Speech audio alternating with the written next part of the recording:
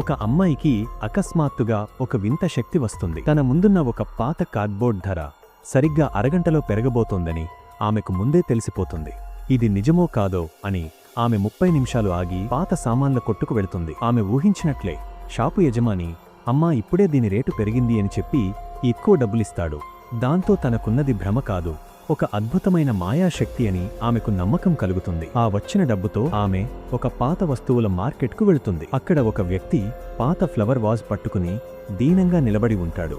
Shop యజమాని అది నకిలీ వస్తువు అని అతన్ని తిట్టి పంపేస్తుంటాడు. ఆ వ్యక్తి కళ్లల్లో నీళ్లతో అయ్యా, ఇది మా తాతల కాలం నాటి ఆస్తి, మా ఆవిడకు ఒంట్లో బాలేదు, వైద్యానికి డబ్బులు కావాలి అని వేడుకుంటాడు. అమ్మాయి తన శక్తితో ఆ వస్తువును చూడగానే దాని ధర భారీగా పెరగబోతోందని కనిపెడుతుంది. షాపు యజమాని ఆమెను అమ్మాయకురాలు అని నవ్వుతున్నా సరే ఆ వ్యక్తికి సహాయం చేస్తూ ఆ వాజ్ను కొంటుంది. ఆమె కొన్న వెంటనే అక్కడికి ఒక పెద్ద అధికారి వస్తాడు.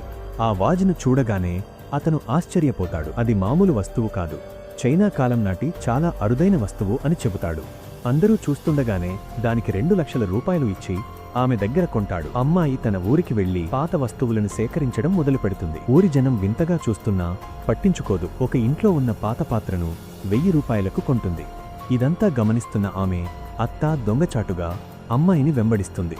1000కి కొన్న ఆ పాత్రను అమ్మాయి పట్టణంలో 30 లక్షలకు అమ్మడం చూసి అత్త షాక్ అవుతుంది. ఆ డబ్బునంతా తానే కొట్టేయాలని ప్లాన్ వేస్తుంది. మరుసటి రోజు అత్త అమ్మాయి కంటే ముందే రంగంలోకి దిగుతుంది. అమ్మాయిని దెబ్బకొట్టాలనే ఆశతో ఊరి జనం దగ్గర ఉన్న పనికిరాని చెత్తను కూడా ఎక్కువ ధర ఇచ్చి తానే కొనేస్తుంది. గ్రామస్తులందరూ లాభం చూసుకుని వస్తువులన్నీ అత్తకే అమ్మేస్తారు.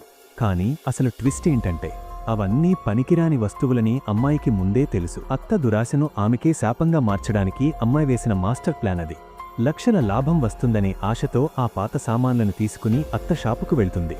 కానీ యజమాని వాటిని పరీక్షించి ఇవన్నీ పనికిరాని నకిలీ వస్తువులు అని చెప్పడంతో అత్త నోరెళ్లబెడుతుంది. ఇంతటితో ఈ డ్రామా ముగుస్తుంది. ఇలాంటి మరిన్ని ఇంట్రెస్టింగ్ వీడియోల కోసం కామెంట్ బాక్స్లో డ్రామా అని టైప్ చేయండి. వీడియో నచ్చితే లైక్ చేసి మన ఛానల్ని సబ్స్క్రైబ్ మరియు ఫాలో అవ్వండి.